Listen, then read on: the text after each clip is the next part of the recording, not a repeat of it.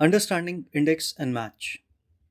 Let us begin by creating a short table with name, experience, and salary.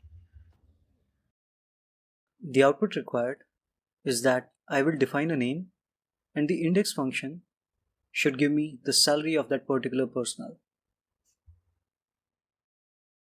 The index function has three parts. First, the array.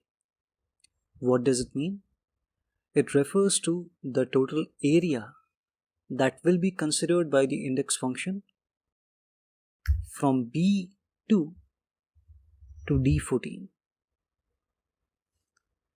The second part is I need to specify which row does it have to consider. So the index function, we are asking them to give me a result in a particular cell from this area. So the first guidance I want to give to the index function is the row it has to take.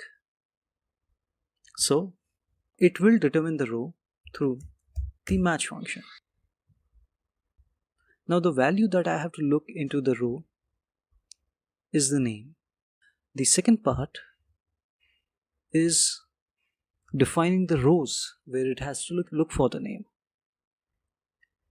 And third part is I want an exact match. Once that is done, I can close this.